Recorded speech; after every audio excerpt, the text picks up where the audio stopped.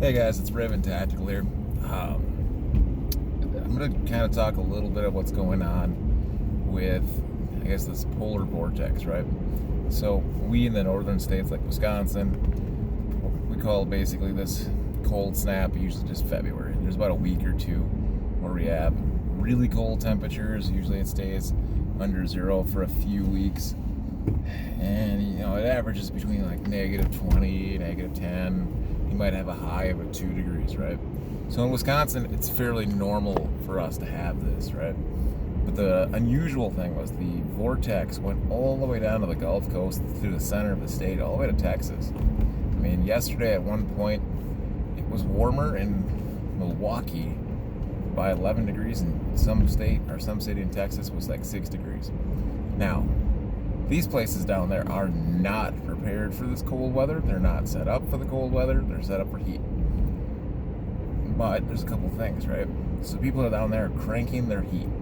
What is it doing? It's putting in a load, and they're probably running space heaters. They're running their electric heaters. They're putting all this stuff in, right? Well, what is it doing? Well, it's putting a load on their grid system. Not only that, but their green grid systems don't work so well. The windmills froze, and with the snow cover that they got, it kind of covered up a lot of their solar problems. So not only did they have issues with that, having reduced green energy input, but now they're having a high demand. A couple things to think about. The current administration and the current Green New Deal people and a lot of the major car companies are telling people that by 2030 or 2040, they will produce only electric cars. So your whole concept is you will only have an electric pickup truck. You will only have an electric Cavalier. How is it going to be possible that you're going to put an increased demand? So let's say the average household has 2.5 cars. How are you going to charge 2.5 cars on top of everybody else's normal demands, charging cell phones, lights, TVs, heat, and still think that it's going to be acceptable to the grid system? It's not. It's non-sustainable. It's not a thing that we can do. I think you're going to see issues. You're already seeing issues. The grid can't handle the excessive loads. Now, is our grid extremely open to attack? Absolutely. So now you invoked that. So now the grid goes down, and now you have no ability to charge your car. Now you can't get to work. Some of the nice things right now people are doing, I wouldn't say it's nice, but some of the things people are doing to survive are firing up their minivan and driving, because it's the only thing that has heat right now. These people are not prepared for it. Do I blame them for it? Absolutely not. I don't think anybody really should blame people in the South who don't ever see this for not being prepared. How would I suggest that people who kind of in our realm would be? I think people in our realm would have a wood stove down there. You may not use it very often. You may only use it for cooking purposes. It may be in your summer kitchen kind of thing. But, you can still heat with wood. For us, heating with wood is our primary source this year. It's reduced our propane usage by almost, I would say, pretty close to an extra tank, by burning all full wood. Did it increase our wood usage? Oh yes. During this cold snap, we probably burned quickly through the wood because we had to have it turned up. However, it is pleasant, in my opinion.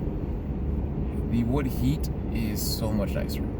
It's a dry heat. It's not terrible. And all these things. You can even run a few thermal things, like thermal fans. You can even probably charge off of it because it's a thermal fan moving an object. It's getting a little off tangent, right? We're talking about the grid.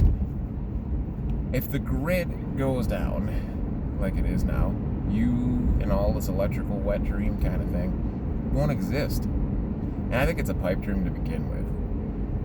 Who really wants an electric powered truck? I mean, I get it. Elon Musk, I originally wasn't a big fan of because I wasn't a big fan of electric cars, but he's kind of grown on me in the sense that he's willing to fight the system. And I appreciate the technology he puts in the vehicles, and I appreciate what he's doing. I just don't want it. It's not for me.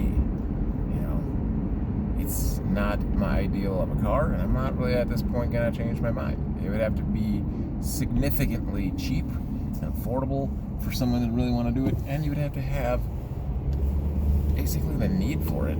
I can't imagine how having a electric powered truck and then getting stuck and then dealing with the cold, which is hell on lithium batteries, how it's going to reduce your charge rate. Take your cell phone that's about a year old. If you're in this cold snap weather, hang outside with it for a while. What happens to your cold cell phone? Well, the battery basically freezes and shuts off. A lot of this stuff, smartphone technology or smart technology, shuts the computer off. Well, imagine what your car's going to do. I mean, what are your solutions to run a heater, which is now another source because now you don't have like coolant, you have to run basically an actual heater onto your batteries to heat the batteries in extreme temps. I don't know what the solution is. I think in certain conditions, electric cars do have their purpose, and for certain people that want to use it, go for it. I'm not against people having them. I just don't think they're practical yet. But anyways, it's Reverend Dad Blau. Sorry for the little bit of a rant at the end. It was just kind of a thought piece about how they're still pushing for something that they can't even handle heating their houses right now, but they still want to have you on green cars. It's Reverend Dad Blau.